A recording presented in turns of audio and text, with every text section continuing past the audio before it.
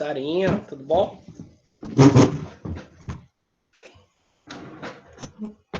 Deixa eu pegar aqui o livro de vocês. Pessoal, essa semana decisiva, né? Encerramento de conteúdo para a gente poder fazer nossa avaliação bimestral, né? Aí na outra semana, revisão e na outra prova, né? Então, fechamos nosso ciclo aí, se Deus quiser, né? Nono ano aí garantido. A gente fechou na aula passada aí, fechamos o capítulo, deixa eu olhar aqui, só para conferir. Fechamos o capítulo 13, certo? Fizemos todas as correções e entramos no capítulo 14, no caso, reações nucleares e produção de energia em alta escala. Esse daqui é o nosso último capítulo da química. Na física, a gente precisa dar uma esticadazinha, tanto que eu vou para física, eu começo logo com física, porque a gente precisa fechar o capítulo de física também, porque nós temos ainda 2 capítulos na física. Na física nós temos o capítulo 17, tá? Que é a óptica. E nós temos o capítulo 18, deixa eu só conferir aqui, que é o magnetismo, tá bom? Então vou iniciar aí com o capítulo 17. Esse capítulo é rápido, por isso que eu deixei ele por último, porque a gente tem essa semana toda para fechar ele, tá? Mais o capítulo de radioatividade na química aí, tá bom? Alguém falou alguma coisa no chat, deixa eu olhar. Ah, foi só o boa tarde da Sara. Então, gente, vocês vão abrir aí na página 288, tá bom? Página 288, óptica, o estudo da misteriosa natureza da luz.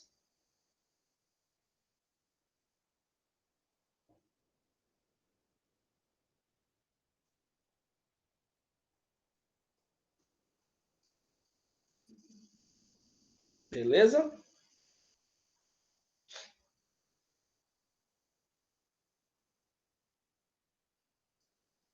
Então vamos lá, né? Começar aqui.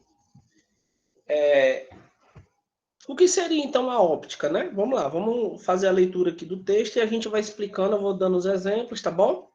E aí a gente vai vendo. Óptica, o estudo da misteriosa natureza da luz. Como as cores se formam? Primeira pergunta. Por que nossa imagem é refletida em espelhos? Segunda pergunta. De que maneira podemos ver uma estrela que se encontra a bilhões de quilômetros daqui? Terceira pergunta. O que é arco-íris? Quarta pergunta.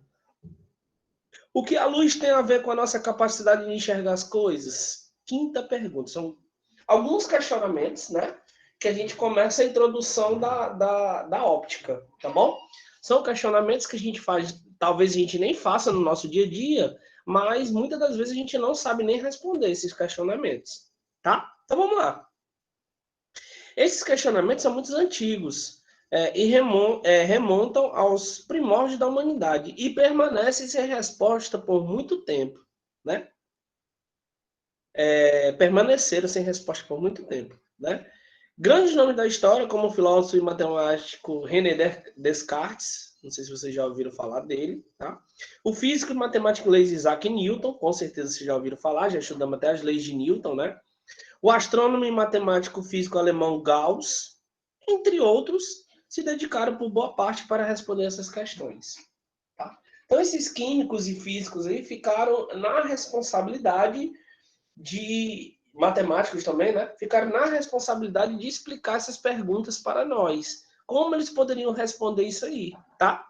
Então, vamos lá. Como já sabemos, né? A física é dividida em ramos, e dentre eles a óptica, tá? Então, o que tem por objetivo o estudo das propriedades da luz. Então, ó, a óptica é a ciência dentro da física que estuda a luz, tá? A gente vai entender como é que funciona esse processo. Nós temos a luz que a gente chama de luz primária, nós temos a luz secundária, nós temos a luz e sombras. Então, tudo isso aí a gente vai entender como é que funciona o processo, tá bom? Então, óptica que tem por objetivo o estudo das propriedades da luz, ou seja, a forma como ela é produzida. Então, a gente vai estudar a forma como a luz é produzida, a forma como a luz é propagada, tá? Detectada e medida, tá bom?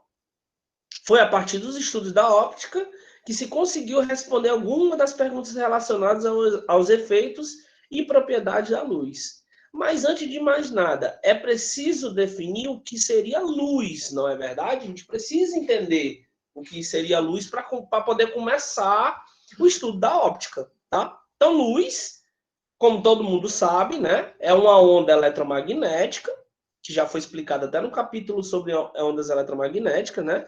Do tipo radiante responsável pela sensação visual, né? Ela tem velocidade finita, tá? E a propagação dela é linear, forma reta, tá? Fonte de luz. É tanto que se você colocar um interruptor não, algum obstáculo na luz, não sei se vocês já perceberam, por exemplo, você emite um certo feixe de luz num objeto, se ele tiver espelho, ele reflete. Já viu isso? Por quê? Porque como ela é finita, ela tem um certo limite, e a velocidade dela é linear, né? A propagação dela é linear, se ela tiver algum obstáculo em meio a isso, ela vai refletir. Tá bom? Fonte de luz. A princípio, como todos os corpos visíveis emitem luz, eles são chamados de fonte de luz. E de acordo com a origem dessa luz, eles podem ser classificados em fonte de luz própria, ou primária, ou secundária, que foi aquilo que eu falei para vocês na minha introdução. A gente vai estudar a luz própria, que é chamada de primária, ou a luz secundária, tá bom? Vamos lá. O que seria a luz primária? Bom, são corpos que emitem luz própria, como a chama de uma vela, o sol, as estrelas, tá? Algumas dessas fontes são permanentes, assim como o sol, e outras são temporárias, como a chama de vela. Se a fonte em questão tiver dimensões desprezíveis, ela será chamada de fonte pontual e, caso contrário, de fonte extensa. Então, o que seria a fonte primária, né? Que seria a nossa primeira fonte aí de estudo? É a fonte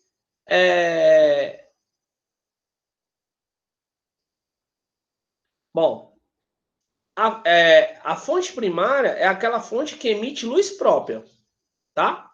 É a luz própria, como eu falei, né? O sol,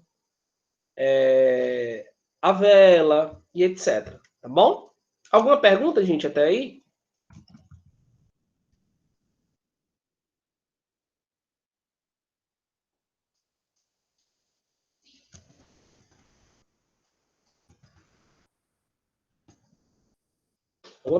Alguma pergunta, gente?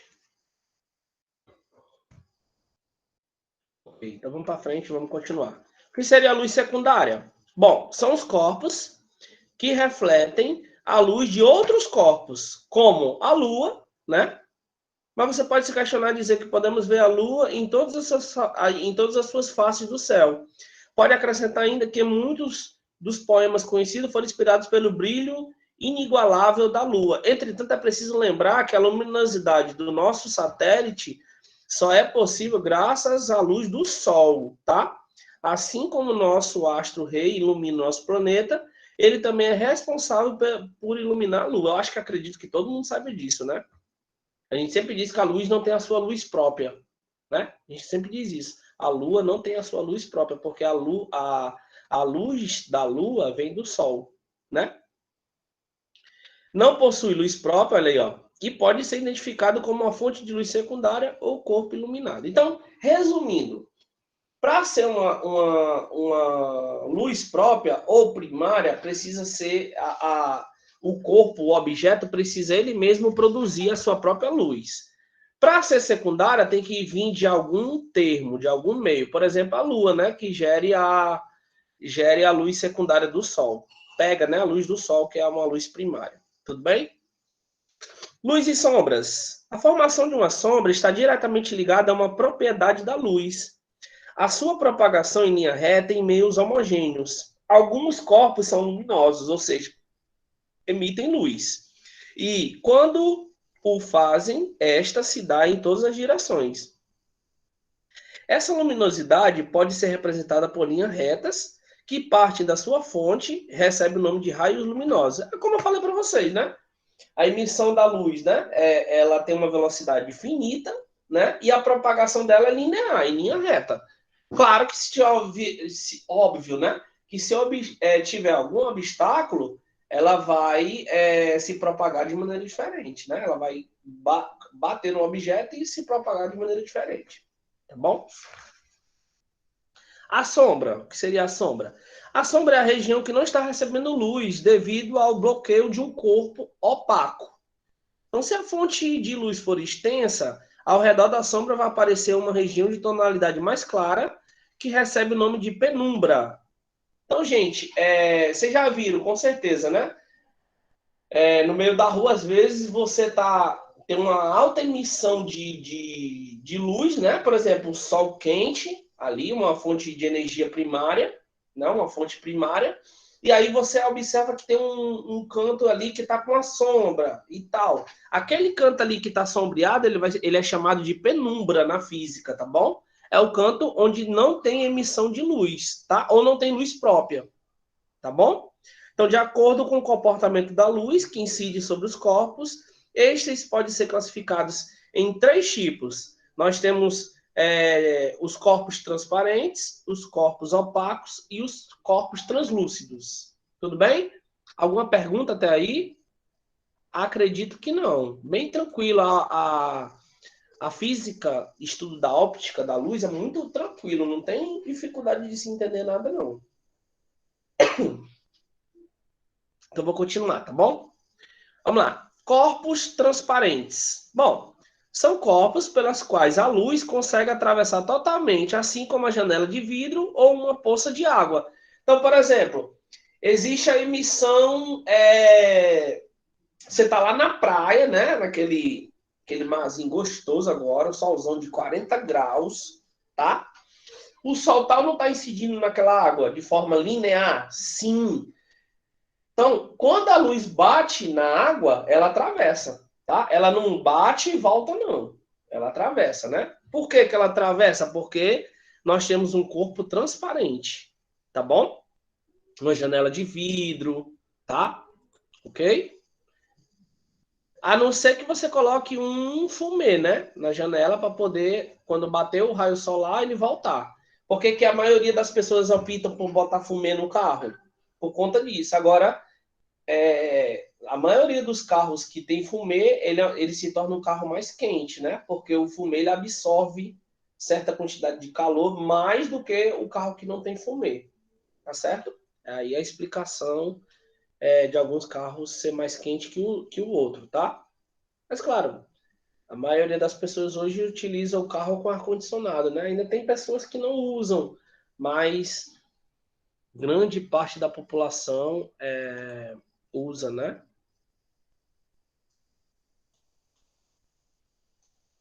Tá bom?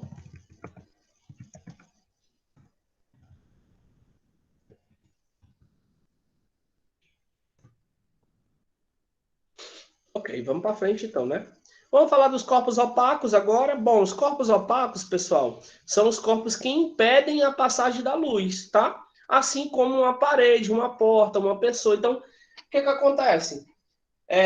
Digamos que você tem um ambiente da qual ele é todo fechado. Aí você lá liga lá a sua luz e tal, e aí tem uma porta que bloqueia, uma parede que bloqueia, tá? Então, tudo isso aí eu posso chamar de corpos opacos. São corpos que impedem a passagem da luz, tá bom? Então, nós temos os corpos transparentes, qual a luz atravessa. Nós temos os corpos opacos, que é bloqueado pela luz. Beleza? Vamos falar agora dos corpos translúcidos. Corpos translúcidos.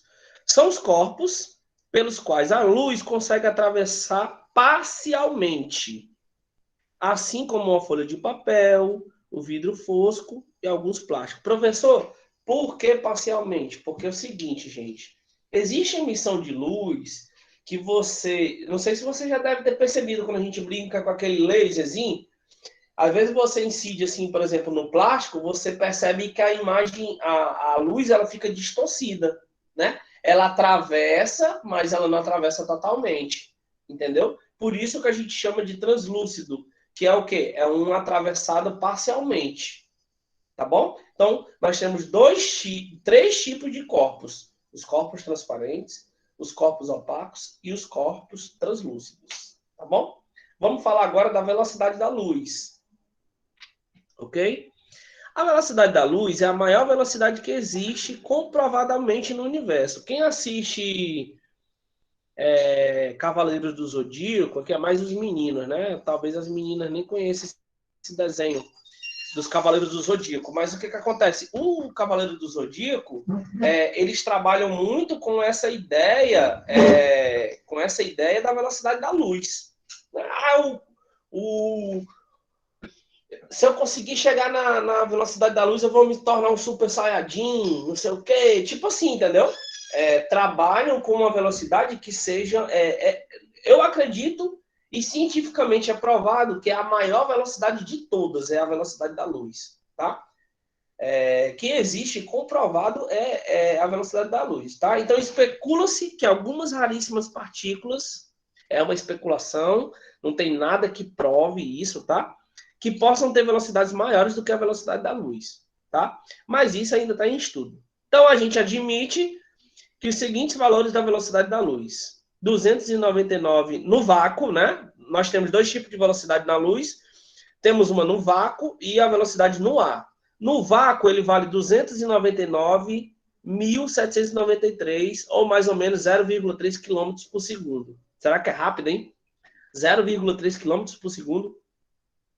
E a velocidade do ar, que é 299.700 km por segundo. Será que é rápido, hein, meu povo? Tu é doido. Nem a piscadazinha assim é mais rápido do que a velocidade da luz. Só para vocês terem noção. Certo? Ok, vamos para frente. Vamos para frente que a gente está bem. Estamos avançando bem aqui.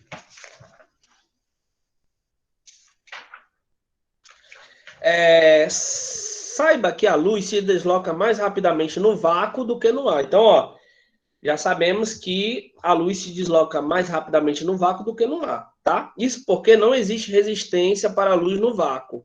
O vácuo, gente, é como se fosse um túnel sem fim. Então a luz ela se propaga lá, vai embora, né? Não tem nenhuma interrupção, tá? Já no ar podemos ter, por exemplo, você liga uma luz, deixa eu ver aqui, à noite numa cidade, sei lá, num poste.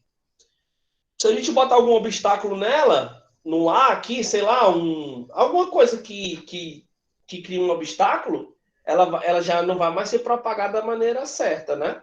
Então, por isso que a energia, a velocidade no vácuo, ela é maior do que a do ar, tá bom? Isso porque não existe resistência para a luz no vácuo. De toda forma, com ótima aproximação prática, podemos admitir que a velocidade da luz seja igual tanto no ar como no vácuo e tem valor aproximadamente de 300 mil quilômetros por segundo, ou 3 vezes 10 metros por segundo. Certo? Em meios materiais, a velocidade da luz depende do tipo de luz que se propaga. O comprimento de onda luminosa para cada tipo existe uma velocidade diferente. Vejamos em ordem decrescente de velocidade alguns exemplos. Ó, nós temos as cores, pessoal, da luz aí, ó. Velocidade quanto mais você for descendo, menor fica a velocidade da luz aí em termos de cor, tá? Então a velocidade da luz mais rápida é a luz vermelha, depois a luz alaranjada, depois a luz amarelada, depois a luz verde, depois a luz azul mais escuro, né? Depois o azul claro, azul celeste, né? E depois a luz violeta, tá bom? Esses daqui são os comprimentos de onda e de acordo com a velocidade, tá? Vamos ver essa parte aqui das estrelas. Certas estrelas, apesar de terem desaparecido há milhões de anos, continuam sendo vistas na Terra, pois a distância faz com que a luz demore muito para chegar. Ok. Como a óptica se dedica a estudar eventos relacionados à luz, ela pode ser abordada sob dois pontos diferentes. Pessoal, nós temos a óptica geométrica e nós temos a óptica física. Eu vou comentar sobre as duas, porque assim, quando a gente está estudando essa disciplina no ensino médio, que vocês vão ver ela no ensino médio novamente, tá? Que é só uma síntese, muita gente confunde a óptica geométrica com a óptica física. Não sei por quê, porque a distinção é muito ampla e muito diferente, tá bom? Mas aí eu vou tentar explicar, pelo menos na parte introdutória. Vai ser muito mais abordado para vocês de forma mais técnica e mais adequada no ensino médio, tá bom? Então vamos lá. A óptica geométrica se atém apenas aos fenômenos luminosos. Ó, já está dizendo, óptica geométrica, só aos fenômenos luminosos, só. Sem se preocupar com a natureza da luz, isto é, de onde ela vem, de onde ela provém, de onde que ela existiu, né? É o caso do estudo de lentes, projetores, prismas, lunetas e espelhos, tá? Já a óptica física estuda os fenômenos luminosos que dependem da natureza da luz. É o caso da polarização da difração, da interferência, dos espectros, entre outros que serão abordados. Olha aí, ó, eu não tinha nem lido, ó, que serão abordados no ensino médio, tá? Por quê? Porque aqui é só uma parte introdutória.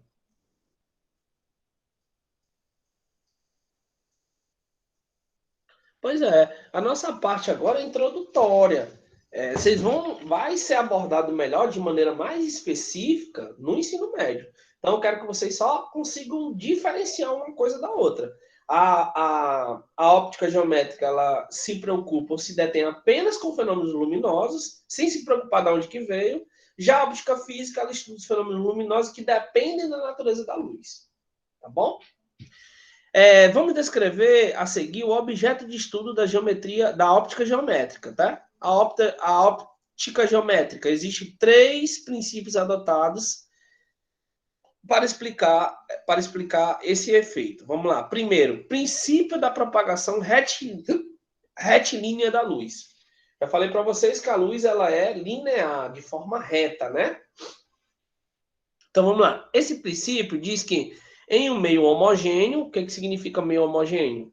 Por exemplo, a água aqui, ó, ela é um meio homogêneo, né? Não tem interferência de outra cor.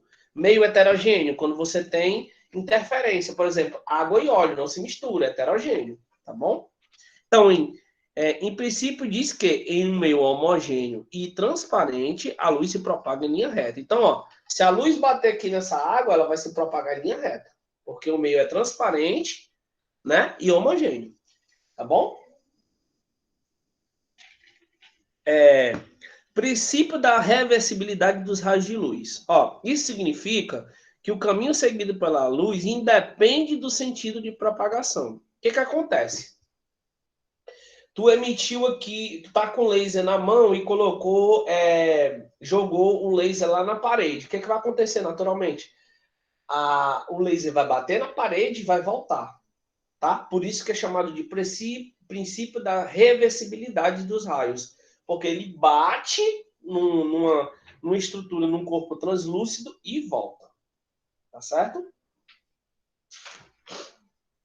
Princípio da independência dos raios de luz. Esse princípio diz que um raio de luz, ao cruzar com outro, não interfere na sua propagação. Eles se cruzam sem causar interferência dos demais. Por exemplo, eu pego 2 raios luminosos aqui, um de frente para o outro, e coloco um de frente para o outro. Vai haver interferência? Não, eles vão se propagar no mesmo sentido, sem um atrapalhar o outro, tá bom? Isso aí é chamado de princípio da independência dos raios de luz. Ok? Agora a gente vai ver como é que funciona a parte de reflexão da luz e refração da luz. São 2 coisas diferentes que a gente vai ter que entender aí, tá bom? Então vamos lá. Reflexão da luz. Quando a luz atinge uma superfície, quando perfeitamente lisa e retorna para o meio da qual veio, dizemos que ela sofreu uma reflexão. E quando isso acontece, desculpa, imagine um raio de luz incidido sobre um espelho. Por definição, reflexão é o retorno de um feixe luminoso para o meio de origem ao atingir uma superfície. Vocês concordam comigo? Ó, você pegou um espelho aqui, pegou um laser, aplicou lá na superfície, o que ele vai fazer? Ele vai bater na superfície e vai refletir.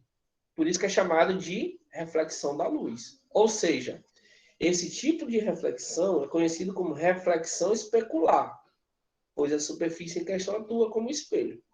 Tá bom? Nós temos a questão do raio. O que vai acontecer? O raio incidente vai bater e o raio refletido vai sair. Certo?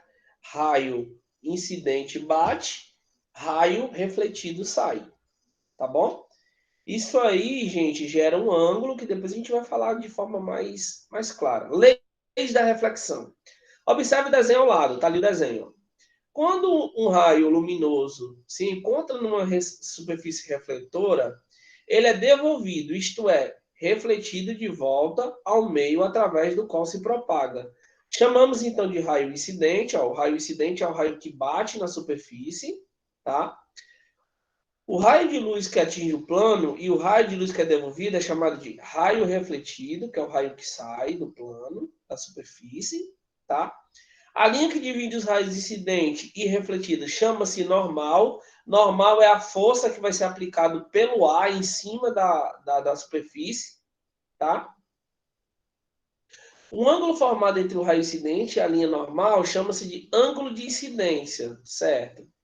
E o ângulo formado entre o raio refletido e a linha normal chama-se de ângulo de refração. Então, ó, esse ângulo aí no desenho, o ângulo 1, ó, é chamado de ângulo de incidência, que é o raio que está incidindo, né? O ângulo 2, que é a normal com o raio refletido, é chamado de ângulo de reflexão, tá bom? Então, nós temos aí duas coisas importantes dentro da reflexão da luz, né? Nós temos que a reflexão da luz, ela funciona na forma de reflexão e refração. A diferença, professor, básica de um para o outro? Bom, na reflexão, nós vamos ter a luz que vai incidir e a luz que vai ser refletida, tá?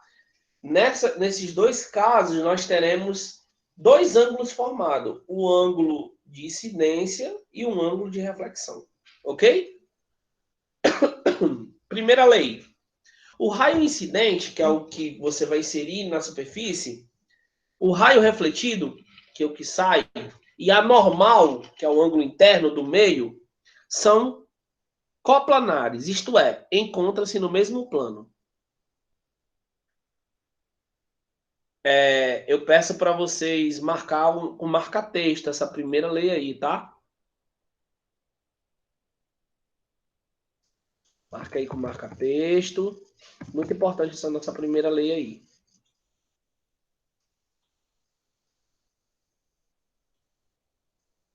Ok. Vamos para a segunda. O ângulo de incidência é igual ao ângulo de reflexão.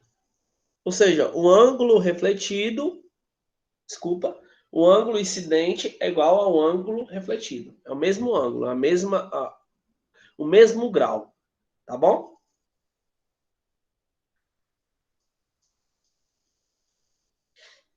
Ok. Difusão da luz. Quando a luz atinge uma superfície qualquer irregular, corpo rugoso, isto é, cheia de saliências sobre reflexão, mas de forma aleatória, em várias direções, esse fenômeno é denominado reflexão irregular ou reflexão difusa, ou simplesmente difusão. Gente, ó, para acontecer a difusão da luz, a superfície precisa ser, não pode ser linear, né? Superfície lisa, não pode. Ela tem que ter interferência. Por exemplo, quando a gente tem uma superfície que tem interferência, por exemplo, você quebra pega um espelho e quebra ele todinho. Quando você emitir a luz vai sair toda espedaçada, ou seja, toda difusa, tá? Que a difusão é simplesmente você emitir várias deformações naquele material, tá certo? Então, esse fenômeno é denominado reflexão irregular ou reflexão difusa. É devido à reflexão difusa que podemos ver um corpo em sua totalidade, Alguns corpos não devolvem boa parte da luz que os atinge. Por exemplo, os corpos muito escuros, né? Isso caracteriza o fenômeno de absorção da luz. Quanto maior for o seu poder de absorção, mais escuro será um corpo. Então, ó, sabe da onde que tira aquele ditado? Não é nem um ditado, é uma regra mesmo, todo mundo diz, né? Por que que a roupa escura ela esquenta mais do que a roupa clara? Muito simples, porque a roupa escura ela absorve mais a luz, certo? Por exemplo, o que que esquenta mais, teoricamente, um carro branco ou um carro preto? Claro que vai ser um carro preto. Por quê? Porque o preto é uma cor da qual absorve melhor a luz do que o branco. Compreendido? Deu para entender mais ou menos aí a linhagem da história? Certo? Então, minha galerinha, é isso. Não tem mistério. A parte de luz é muito bacana de se estudar, tá bom? Refração da luz. Quando a luz passa de um meio para o outro, ele muda de velocidade. Se a incidência for oblíqua, a refração é acompanhada de uma mudança de direção. Se for perpendicular ao meio, isso não acontece. Observe os esquemas. Olha aí. Nós temos aí o caso reto e o caso oblíquo. Se você tiver uma luz que seja inserida no meio, ó, ela vai passar direto, tá? A gente chama de caso reto. Por quê? Porque a luz ela é retilínea. Ela como é que eu posso dizer? Como é que eu posso dizer? Ela é linear, tá? Já o caso oblíquo, o que que acontece? No caso oblíquo, você vai emitir um raio incidente, aí ela vai haver uma distorção, ó, do raio retratado, tá? Então, o raio refratado, ele vai gerar outro ângulo, tá? Tudo bem? Então, vamos lá. Quanto mais inclinado for o raio incidente em relação à superfície que separa os meios, maior será o desvio do raio refratado. A refração depende também da natureza dos corpos que são atravessados pela luz. Observe aí os incidentes R1, R2 e R3. Olha aí, ó. Estamos inserindo aí o R1, R2 e R3. Ó, o R1 teve uma distorção aqui, ó, bem para cima, né? Olha o R2, bem para o meio a distorção, né? E o R3, ó, quando foi inserido no meio, lá para baixo, né? Então, observe que o raio incidente RI3 foi completamente refletido. Isso porque existe um ângulo limite para que haja refração. Então, dizemos, então, que o raio incidente sofreu uma reflexão total. Passando desse ângulo, o raio incidente não atravessa para o outro meio e é devolvido ao meio de origem. Então, o que eu quero dizer para vocês? Eu quero dizer para vocês que a luz ela pode ser polarizada. Ela vai ser refletida, mas também ela pode ser polarizada. Ela pode ir por vários meios, né? Por vários, como é que eu posso dizer? Não é por vários meios, por várias direções, tá? E aí você tem que estar atento aonde que vai ser inserido essa luz, tá bom? Os sistemas ópticos, pessoal, a gente vai ver agora que difere um pouco do que a gente conhece. Então, por exemplo, ó, o sistema óptico se caracteriza pela ocorrência de um ou mais fenômenos ópticos. Então, existem vários tipos diferentes de sistema óptico. Nós temos os espelhos, né? Os espelhos a gente vê aí nossa imagem refletida, então é reflexão. Nós temos as lentes e prismas, lentes de óculos, prismas, né? Refração. E nós temos as superfícies irregulares, que é a difusão. Nós temos os corpos opacos, que é a absorção. Veremos cada um em detalhes. Vamos ver os espelhos, as lentes e prismas, as superfícies irregulares e os corpos opacos. Nesse primeiro momento agora, a gente vai fechar nossa aula aqui nos espelhos, tá bom? Quando for na próxima aula, a gente continua em lentes, tá? Então vamos lá.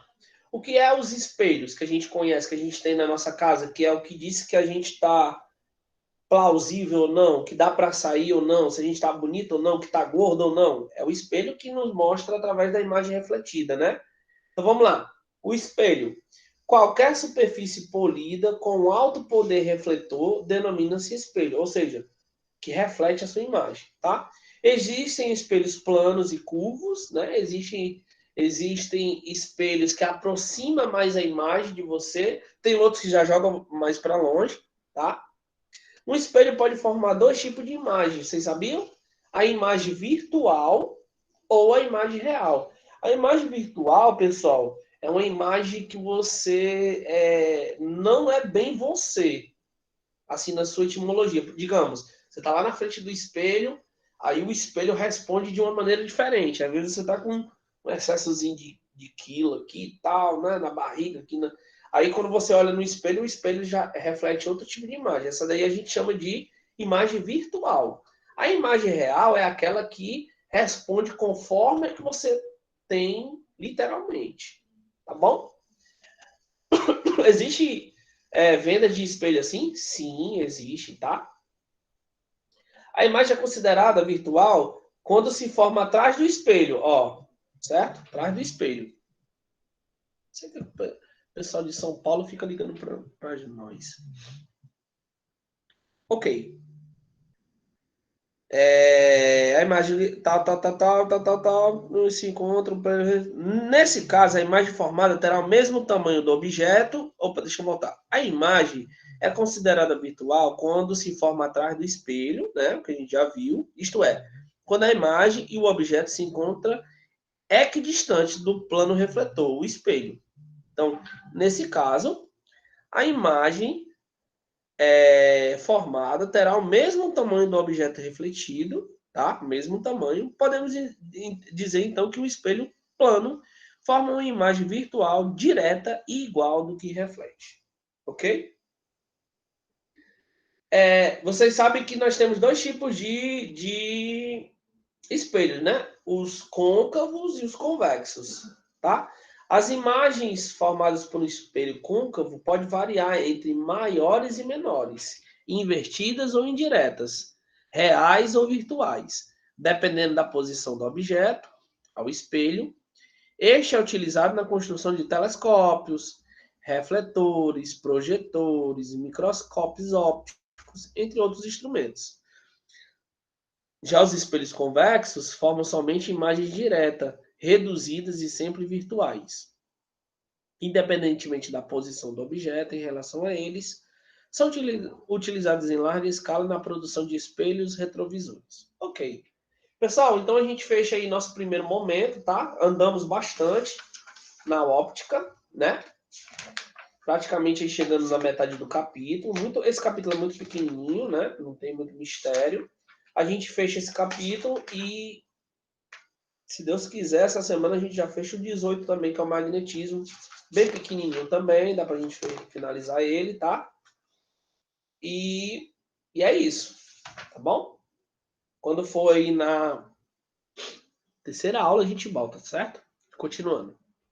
Deixa aí o número de vocês para poder fazer a chamada, tá bom?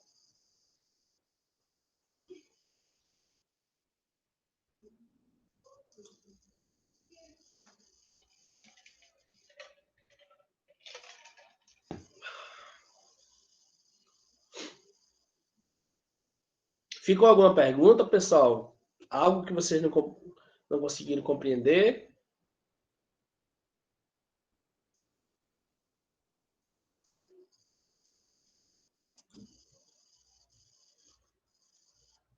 Ok, então tô saindo aqui. Um abraço, volto na terceira aula, eu volto. Tchau.